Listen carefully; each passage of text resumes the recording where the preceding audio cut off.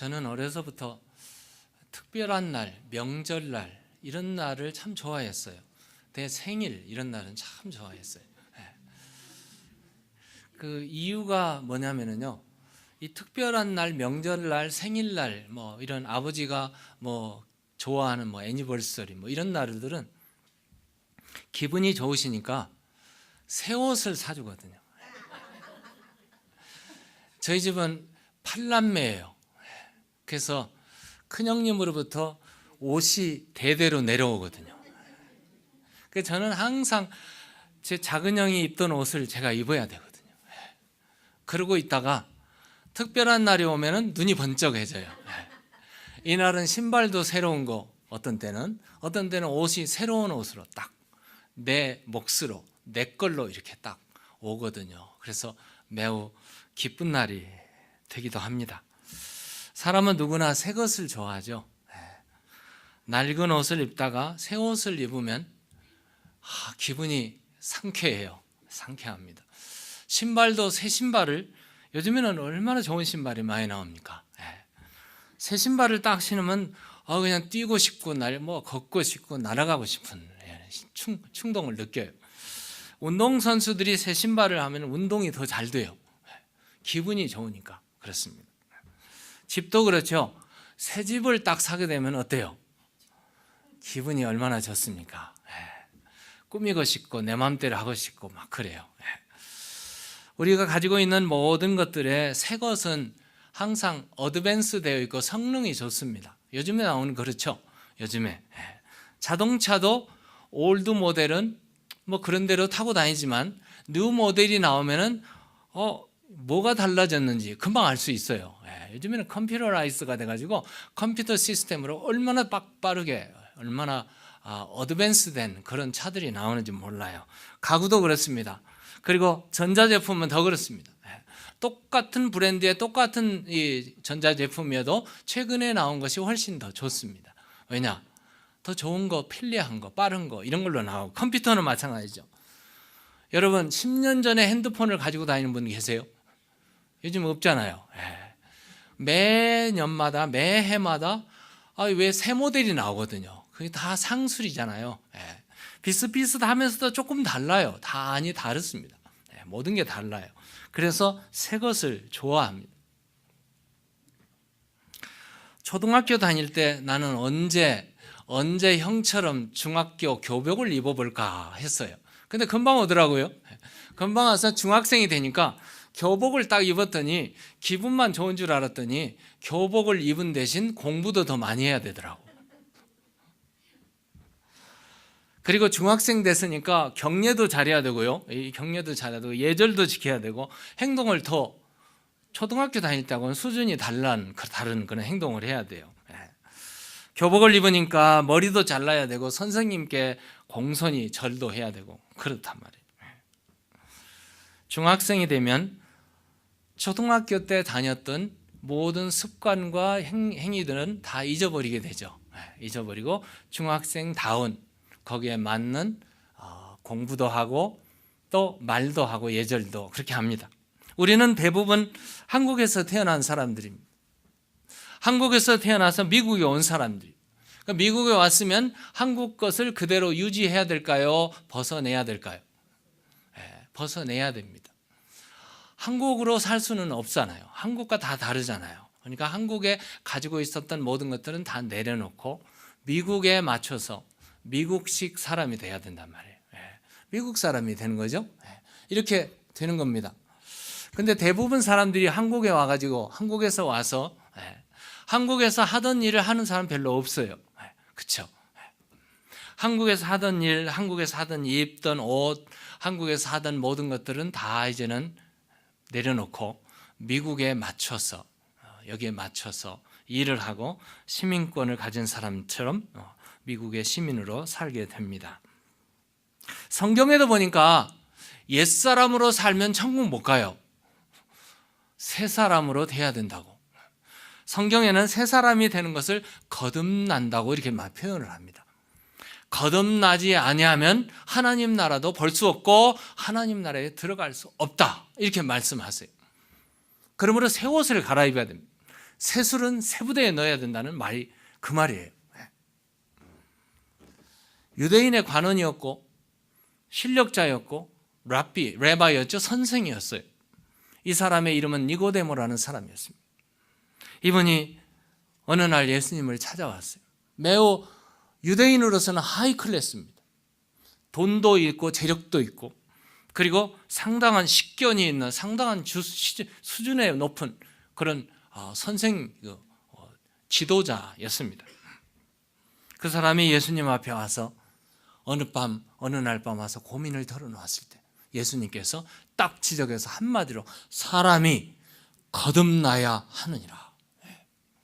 사람은 반드시 거듭나야 하느니라. 이런 말씀을 하셨어요. 사람이 거듭나지 아니하면 그러니까 혼동이 생겼어요. 선생님이고 수준 높고 학식과 모든 것을 다 갖춘 사람인데 거듭나야 되니 거듭난다는 말이 다시 난다는 말인데 다시 난다는 말이 무슨 말인가 깜짝 놀랐어요. 그리고 그가 하는 말이 그래요. 예수님 앞에 그러면 거듭난다는 말을 그대로 말씀을 적용한다면 어머니의 뱃속에 들어갔다 다시 나와야 된다는 말입니까? 이런 말을 했어요. 얼마나 어처구니 없는 말입니까? 그리고 예수님께서 설명을 해요. 요한복음에 성경을 이제 넘기셔도 됩니다. 요한복음 3장 6절 7절 보면 육으로 난 것은 육이요. 육으로 난 것은 육이에요. 어머니 뱃속에 들어갔다 나와도 육이란 말이에요. 소용이 없는 거예요. 육으로 난 것은 육이요. 영으로 난 것은 영이니 내가 내게 거듭나야 하겠다는 말을 놀랍게 여기지 마. 놀랐거든요. 놀랍게 여기지 말라. 그러면 어떻게 돼야 되는가? 너는 반드시 거듭. You must be born again. You must be born again. 반드시 거듭나야 된다. 이 거듭나야 된다는 말이 무슨 말인가? 예수님께서 미리 설명했어요. 5절에 보면. 우리 한번 읽어볼까요? 예수께서 대답하시되 진실로 사람이 물과 성령으로 거듭나지 아니하면 하나님 나라에 들어갈 수 없느니라. 거듭난다는 말은 뭐로 나요? 물과 성령으로 나는 거예요. 이게 거듭나는 것입니다. 육으로 난 것은 육이요. 이건 옛사람이죠. 육신의 사람입니다. 육신의 사람으로 아무리 거듭나야 소용이 없어요. 그럼 거듭난다는 물과 성령으로 거듭나는 것을 말하고 있습니다. 이 사람이 새 사람입니다. 이 사람이 바로 하나님 나라를 이해할 수 있는 사람이에요. 육의 사람은 하나님 나라를 볼 수도 없고 이해할 수도 없어요. 성령으로 거듭나야 하나님의 나라가 도래했구나 이걸 알게 된다는 말씀입니다. 우리는 그동안 예배소서 강해 설교를 통해서 제1장에서 하나님께서 예비하신 하나님께서 우리를 그리스도 안에서 창세전에 예정하시고 선택하셨어요. 그리고 그리스도 안에서 우리에게 놀라운 신령한 축복을 주셨습니다. 그 에베소서 2장에 가시면은 하나님께서 그리스도 안에서 우리로 하여금 예수 믿고 거듭나게 하시는 하나님의 놀라운 믿음을 주셨는데 이 믿음이 하나님의 선물이었습니다. 하나님의 축복인데 그리스도 예수 안에서 우리에게 주시는 놀라운 축복. 3장에 가면은 예수 그리스도의 교회의 비밀을 가르쳐주고 예수 그리스도 안에 있는 하나님의 은혜와 성령 하나님의 사랑을 우리가 깨닫게 하시는 하나님의 축복을 받게 되었습니다. 이 놀라운 축복은 교회 안에서 하나를 이루고 성장하고 성숙한 그리스도인이 되라고 오늘 4장에 나와 있습니다. 성숙하려면 성장하려면 또 성장해야 더 많은 일을 할 수 있고 더 쓰임받을 수 있는데 성장하려면 공동체에서 하나가 돼야 됩니다. 하나를 이루지 못하는 사람은 절대 성장할 수 없어요. 우리 공동체 교회 안에 하나를 이루는 사람 피스메이커, 원네스, 하나를 이루는 사람. 그리고 개인적으로는 변화돼야 됩니다. 이게 성숙입니다. 변화돼야 성숙해집니다. 변화한다는 말은 옛사람을 버리고 새 옷을 입는 새 사람을 가르쳐 말합니다. 변화라는 말을 여러분 기억하셔야 됩니다. 성장한다는 말은 변화한다는 말과 거의 같이 나오는 말이에요. 사람이 성숙하려면 변화돼야 되는데 우리 육신적으로도 그래요. 제 아들인 우리 현석이가 중학교, 고등학교 다닐 때요, 날마다 다리가 아프대요. 다리가 아프대요. 그래서 왜 그러는가 나중에 들어봤더니 이게 성장 페인이에요. 성장 페인. 너무 빨리 서니까 growing pain이죠.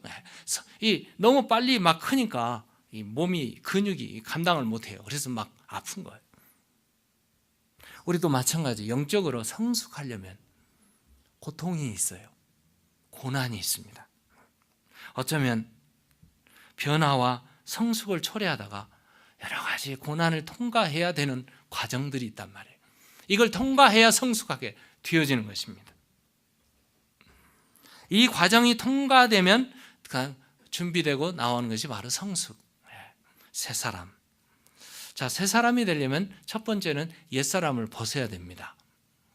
옛사람을 그대로 입고 있으면서 새 사람이 나는 되겠다고 아무리 몸부림쳐야 소용이 없어요. 옛사람을 벗어야 하는, 오늘 본문 17절에 보시면 이렇게 기록되어 있어요. 우리 함께 읽겠습니다. 시작. 큰 소리 읽으세요. 시작. 그러므로 내가 이것을 말하며 주 안에서 증언하노니 이제부터 너희는 이방인이 그 마음에 허망한 것으로 행함같이 행하지 말라. 여기 보시는 대로 이방인이 행함과 같이 행하지 말라. 이방인으로 살았던 옛날의 그 삶을 그대로 살지 말라. 영어에 보면은 no longer live as the Gentiles do. No longer live. 더 이상 이방인들이 사는 대로 살지 말라. 이 이방인들이 사는 삶은 어떤 삶이었냐면은 22절에 보면은 옛사람이에요. 옛사람. 그 옛사람은 유혹의 욕심을 따라 썩어져 가는 구습을 따라 살던 그 옛날 사람, 그 사람을 더 이상 그렇게 살지 말고 벗어버리라는 말씀이죠. 고등학생이 되었으면 고등학교 교복을 입는 사람은 초등학교의 삶을 벗게 돼 있어요. 더 이상 고등학생이 돼 몸이 이렇게 컸는데 초등학교 옷을 입을 수 없잖아요. 고등학생이 초등학교처럼 말하고 행동하면 그는 전응아가 되는 겁니다.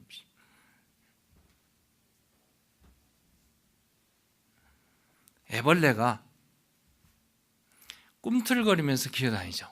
애벌레 만지면 팍 쏘죠. 그럼 독이 나와가지고 막 얼마나 영어로 캐터필러라고 그러죠. 캐터필러는 그냥 뭐 굉장하잖아요. 그런데 캐터필러가 어느 날 변화돼서 뭐가 되죠? 호랑나비가 되죠. 호랑나비가 돼요. 컬러풀한, 아주 예쁘죠. 나비가 얼마나 예쁩니까? 다시 말하면 벌레처럼 살아왔던 아주 옛사람 말입니다. 얼마나 육의 사람이요, 육의 생각이요, 입을 열면 남을 쏘아대고 상처 주고 아프게 하고 그랬던 애벌레와 같은 그 옛날 사람을 어느 날 예수님을 만나고 확 변하잖아요. 호랑나비가 되어서 더 이상 쏘지 않아요. 하늘을 날아다니면서 얼마나 날아다닙니까? 이런 삶이란 말이에요. 변화된다는 말이, 옛사람을 벗는다는 말이 이런 말입니다. 거듭났다는 말이 바로 이런 말이에요. 막 쏘아대고 꿈틀거리고 참 육의 사람이고 막 이렇게 살았던 벌레 같은 삶, 벌레 같은 사람이 어느 날 예수님 만나고 확 변해버렸어요. 더 이상 돌아갈 수 없는 옷을 입게 됐어요. 하나님의 사람으로, 거듭난 사람으로. 옛사람의 상태를 제가 한번 깊이 묵상해 봤어요. 옛사람의 삶의 형태라는 게 어떤 것일까? 첫 번째로요, 목적이 없어요. 옛사람은. 우리가 예수를 믿기 전에는 돈이 전부인 줄 알았어요. 친구가 전부인 줄 알았어요. 집 하나 마련하면 집이 다 그게 다 내 건 줄 알았어요. 자동차 사면은 자동차가 얼마나 화려하고 좋습니까? 그게 전부인 줄 알았어요. 누가 나를 인정해 주면 기쁘고 인정 안 하면 슬프고 막 그랬어요. 그런데 오늘 17절에 이방인의 마음으로 행한 것 같이 행하지 말라. 이방인의 마음에 허망한 것 같이, 이 허망이라는 단어가 바로 목적이 없다는 말이에요. 영어로는 vanity라는 단어이죠. 허상입니다. 헛것이에요. 헛것. 돈이 전부인 줄 알고 돈만 몽창 벌어 돈으로 다 사고 돈으로 살았는데 나중에 죽을 때 돈 가지고 합니까? 미래가 없는 삶, 내세가 없는 삶, 목적이 없는 삶이 바로 그 삶입니다. 두 번째로는 양심이 마비된 삶이에요. 양심이 마비됐어요. 이 삶은 18절을 보면 18절에 그들의 총명이 어두워지고 그들 가운데 있는 무지함과 그들의 마음이 굳어짐으로 말미암아. 마음이 굳어졌다는 말이에요. 굳어졌다는.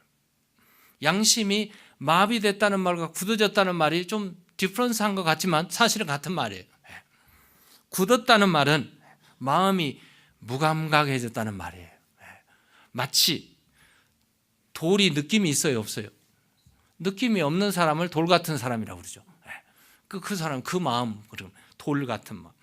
고목나무는 다 죽어버렸어요. 고목나무에 뭐가 나오지 않잖아요. 그와 같아요. 고목나무 같이 느낌이 없어요. 어떤 사람은 참 냉랭하고 차갑다는 사람을 얼음같이 차갑다는 사람으로 그러죠. 차갑다는 말은 느낌이 없다는 뜻이에요. 느낌이 없다. 감각, 양심이 마비된 상태를 말합니다. 19절에 보면 좀 더 감각 없는 자 같이 되어 그들이 감각 없는 자 같이 돼. 이 보니까는요, 이 senseless죠. sensitivity죠. having lost all sensitivity. 이 센스를 다 잃어버린 사람, 무감각한 상태. 느낌이 없어요. 마음이 마비되고 무감각해져 버린 상태. 이 사람이 옛사람이에요. 옛사람. 그래서요, 어떤 사람은 슬픈 장례식에 가서 슬퍼하고 울어야 되는데 웃고 있는 사람이에요. 이게 센스가 없는 거죠. 어디는 잔치집에 가서요, 웃고 잔치하고 축하해 줘야 되는데 막 배 아파가지고 우는 사람이 있어요. 이 센스가 없는 사람이죠. 예수님께서 그걸 이렇게 표현했어요. 누가복음 7장 31절 32절에요. 또 이르시되 이 세대의 사람을 무엇으로 비유할까? 무엇과 같은가? 비유하건대 아이들이 장터에 앉아 서로 불러 이르되 우리가 너희를 향하여 피리를 불어도 너희가 춤을 추지 않고 우리가 곡하여도 너희가 울지 아니하였다 함과 같다. 피리를 불면 춤을 추고 경사가 났잖아요. 근데 곡을 하고 우르는 시간을 같이 울어야 되는데 울지 않아요. 이런 세대 말입니다. 울 때 울지 않고 웃을 때 웃지 않는 사람, 감각 없는 사람. 이게 옛사람입니다. 마지막으로 옛사람은 특징이 세 번째, 하나님을 떠난 삶입니다. 하나님이 없어요. 하나님을 떠난 사람.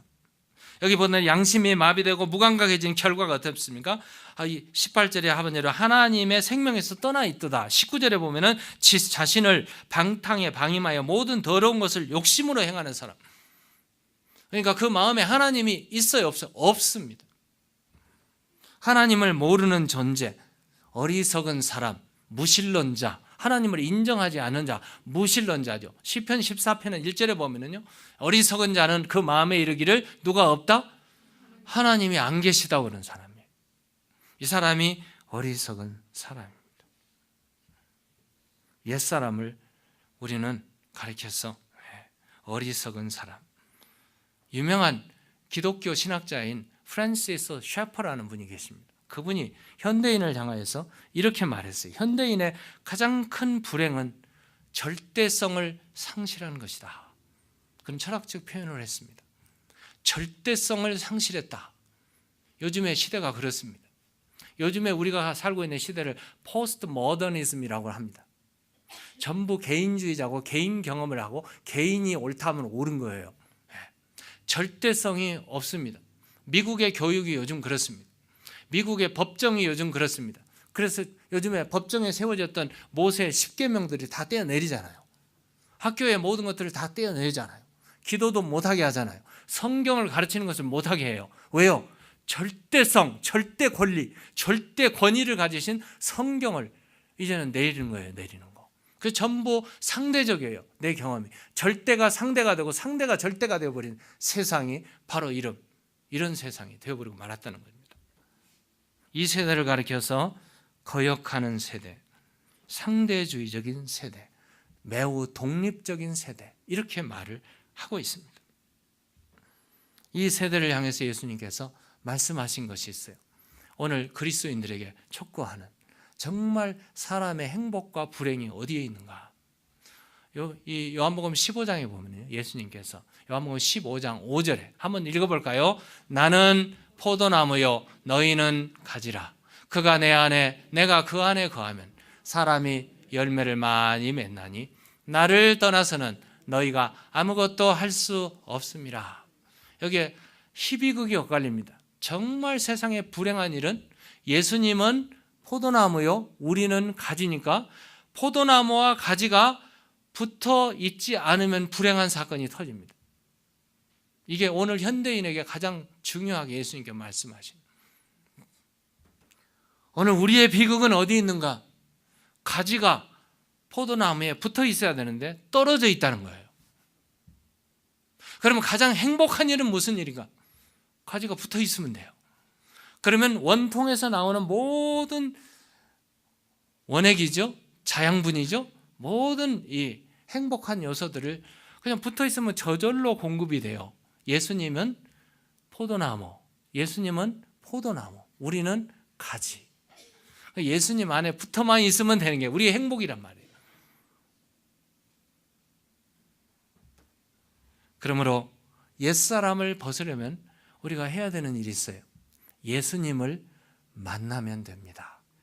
예수님을 만나면 돼요. 오늘 본문 20절, 21절에 이렇게 기록되어 있습니다. 오직 너희는 그리스도를 그같이 배우지 아니하였느니라. 진리가 예수 안에 있는 것 같이 너희가 참으로 그에게서 듣고 또 그 안에서 가르침을 받았을진대.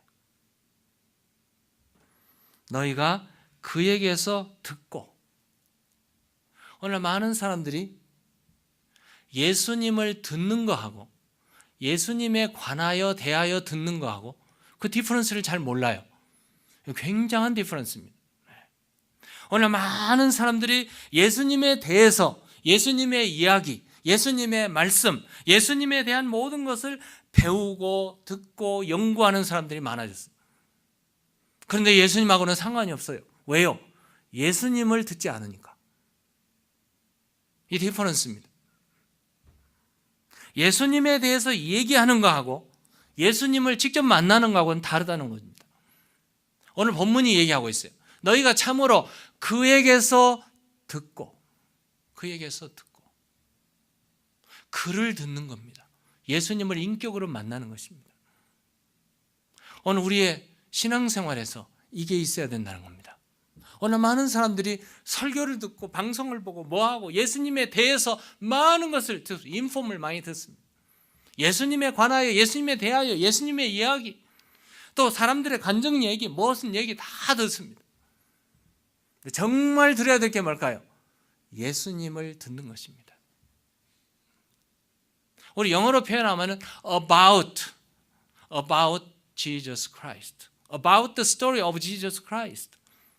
그하고 we can hear of Jesus. 예수님을 듣는 거하고 of와 about의 차이입니다. 이게 매우 중요한. 그리스도를 직접 듣고 만나는 일이, 그리스도를 만나는 일이요, 그게 바로 내 삶을 새롭게 변화시키는 삶이라 그 말씀입니다. 나사로가 죽었습니다.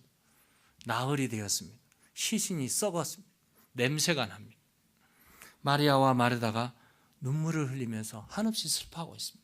동네 사람들이 와서 위로를 하느라고 막 예수님에 대해서, 예수님에 관하여 예수님의 얘기를 아무리 했던들 이 마르다와 마리아에게는 하나도 위로가 되지 않습니다. 그러면 마르다와 마리아에게 위로가 되는 말은 누굴까요? 예수님이 직접 와서 무덤을 향해서 가자. 그리고 가서 나사로가 묻어있는 무덤에 가서 예수님께서 나사로야 나오느라, 예수님께서 큰 소리로 나사로야 나오느라 부르시는 예수님의 직접 말씀을 들었을 때 어떻게 됐어요? 죽었던 나사로가 하얀 세마포가 다 쌓여진 채로 나와서 막 걸어다니고 있단 말이에요. 풀어놓으라고 말씀하십니다. 예수님을 직접 들어야 됩니다. 오늘 또 우리에게는 많은 고난이 있습니다. 파도가 일어나는 인생에 여러 가지 어려운 점이 있습니다. 이런 때에 예수님에 관하여 예수님의 스토리를 아무리 들어봐야 아무 소용이 없고 도움이 되지 않습니다. 직접 예수님이 오셔서 바다야 잔잔하라, 파도야 잠잠하라 말씀하실 때 역사가 일어난다는 말씀입니다. 그러므로 예수님을 들으셔야 돼요. 삭개오가 인생에 갈등이 생겼어요. 회의가 생겼어요. 많은 사람들이 삭개오를 외면하고 따돌리고 왕따시키고 그래서 외로웠습니다. 힘들었습니다. 그렇게 살고 있는 삭개오가 어느 날 예수님을 찾아가서 예수님을 만날 수 없으니까 뽕나무 위에 올라갔어요. 뽕나무에 올라간 그 삭개오는 아무도 보지 않는데 예수님은 눈을 들어서 삭개오를 향해서 쳐다봤습니다. 그리고 삭개오를 향해서 예수님이 말씀하십니다. 삭개오야 내려오너라. 삭개오야 내려오너라. 이 삭개오가 예수님의 말을 직접 들었을 때 삭개오의 역사가 일어났던 거예요. 여러분, 오늘 우리의 심령 속에, 오늘 우리의 삶 속에 우여곡절이 많습니다. 파도가 일어납니다. 많은 일들이 있습니다. 외로움도 고독도 힘겨운 일도 있습니다. 그런데 예수님에 관하여 얘기는 도움이 되지 않습니다. 예수님에 대하여 어떤 얘기도 우리에게 별로 도움이 되지 않습니다. 직접 우리가 예수님을 듣고 예수님을 만나는 역사가 이 시간에 있으시기를 주의 이름으로 축원합니다. 예수님 만나야 돼요. 예수님 들어야 됩니다. 예수님이 친히 오셔서 나의 문제를 해결하시고 나에게 친히 오셔서 말씀하실 때 기적이 일어날 줄로 믿습니다. 새 사람으로 변하는 변화가 있다, 이런 말씀입니다.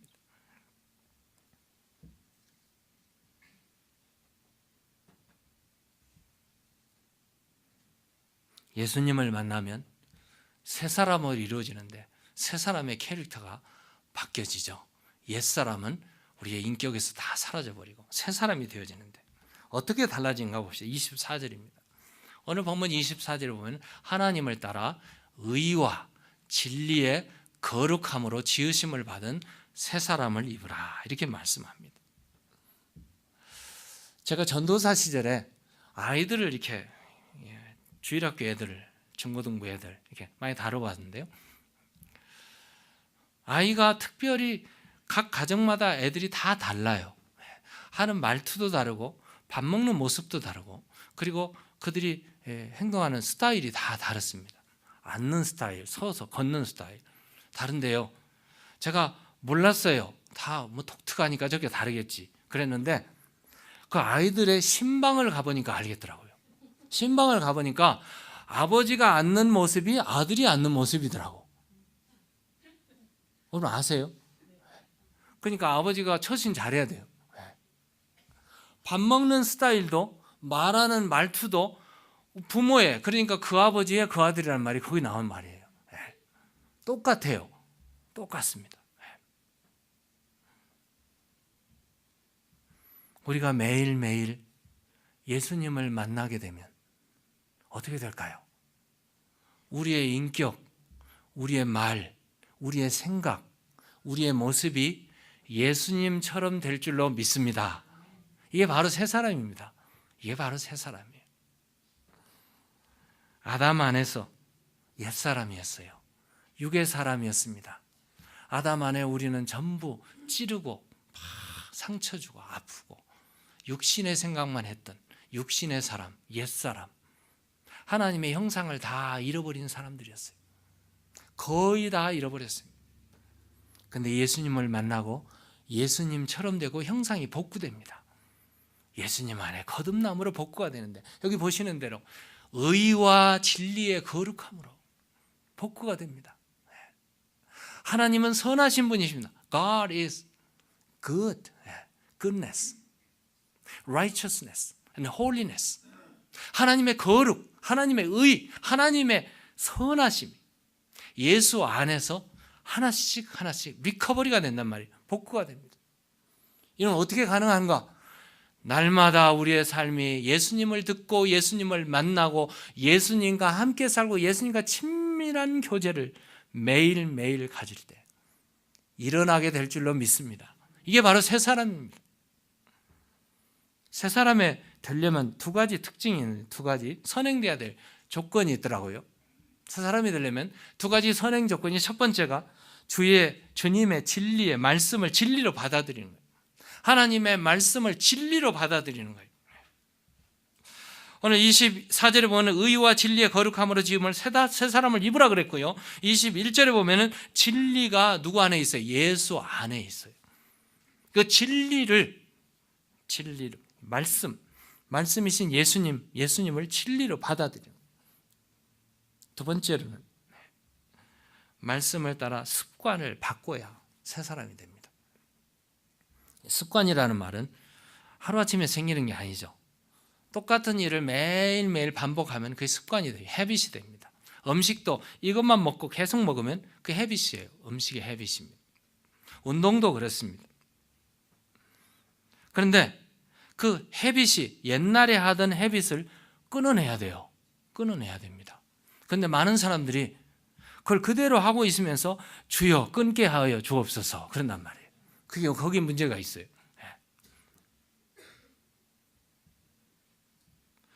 술을 먹는 사람이 허구한 날 술을 먹으면서 주여 끊게 해 주옵소서 하면 어떻게 될까요? 술 취해 가지고 하는 일이죠. 끊지 못합니다. 그럼 끊으려면 어떻게 해야 될까요?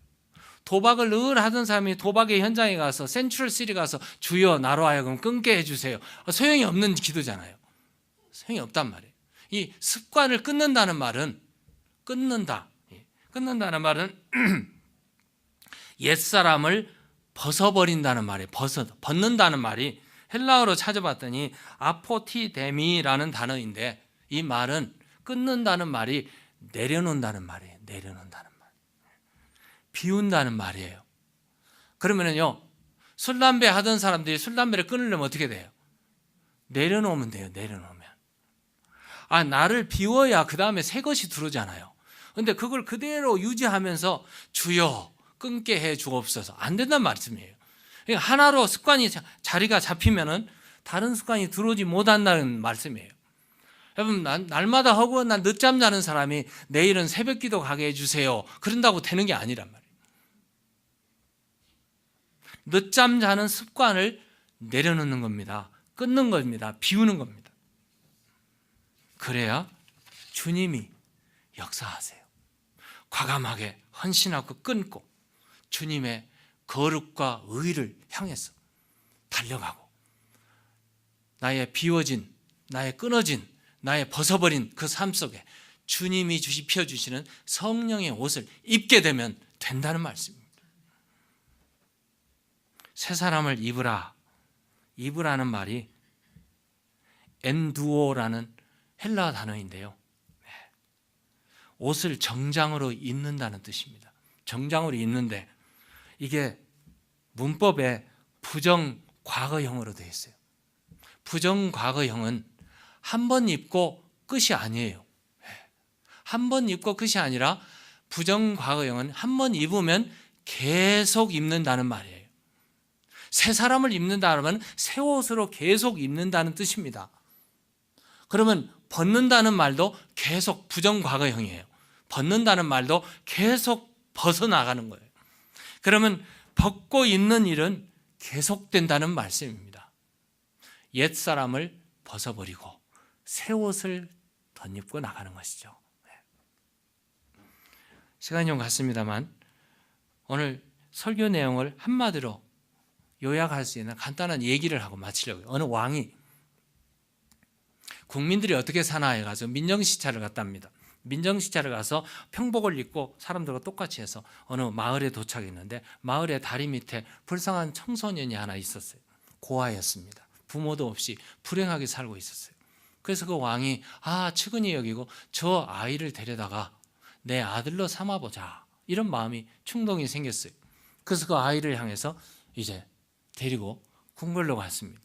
그 아이는 하루아침에 졸지에 뭐가 됐어요? 왕자가 됐어요. 왕이 가서 대신들을 다 세워놓고 오늘부터 이 아이는 내 아들이다. 그리고 호적으로 고쳐서 입적을 시켰으니 내 아들이 될 거다. 내일부터, 오늘부터 당장 이제 내 아들로 불러라. 그래서 왕자가 되었단 말이에요. 그래서 거지 옷을 입고 거지로 살고 거지의 음식을 먹었던 아이가 하루아침에 옷도 신발도 음식도 침대도 다 바뀌어졌어요. 아주 화려한 궁궐에서 아주 럭셔리한 라이프 살게 됐습니다. 왕자가 되었습니다. 먹고 싶은 것을 마음대로 먹을 수 있고 하고 싶은 일은 무슨 일인데도 하는, 이게 왕자잖아요. 이렇게 됐어요. 살다 보니까 너무 재밌고 너무 신났고 너무 재밌었는데 어느 날부터 아이의 얼굴이 시무룩해졌어요. 이제 바뀌어진 왕자로서 사는 삶이 격식도 살아야 되고 예식도 지켜야 되고 또 거기 다 걸맞는 생활이 있잖아요. 이것이 거지로 평생 살아왔더니 아이가 얼마나 불편하겠어요. 그래서 옛날 생각이 났어요. 이게 정말 거북스럽고 힘들게 생각되어져서 어느 날 다 내려놓고 밤에 도망갔어요. 옛날 거지로 살고 싶어서 도망가다가 거기에 일하는 일꾼들한테 들켰어요. 잡혀왔어요. 들통이나 잡혀왔습니다. 이런 일들을 수없이 하다가 결국은 잡히고 나가지 못했어요. 그러면 이 아이에게는 왕자로 사는 것이 좋습니까? 거지로 사는 것이 좋겠습니까? 우리의 생각에는 왕자로 사는 것이 얼마나 좋습니까? 왕으로 살아야 되잖아요. 왕의 아들로. 왕자로 살려면 어떻게 해야 될까요? 거지로 살던 옷을 벗어야 됩니다. 거지 옷을 입고 왕자가 될 수는 없으니까. 그러면 왕자로 살려면 왕자다운 옷을 입고 왕자다운 음식을 먹고 왕자다운 아버지와의 늘 만남이 있어야 되고 왕의 대신들이 있는 그 모든 대신들과 친구가 돼야 되겠죠. 새 생활이죠.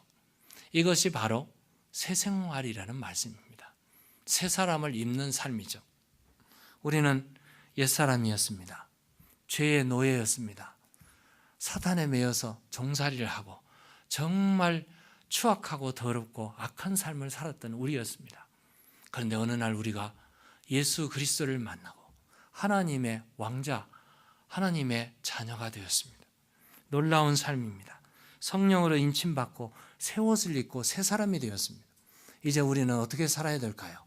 옛날로 돌아갈 수가 없잖아요. 옛사람으로 정말 냄새나고 추한 삶을 살 수 없잖아요.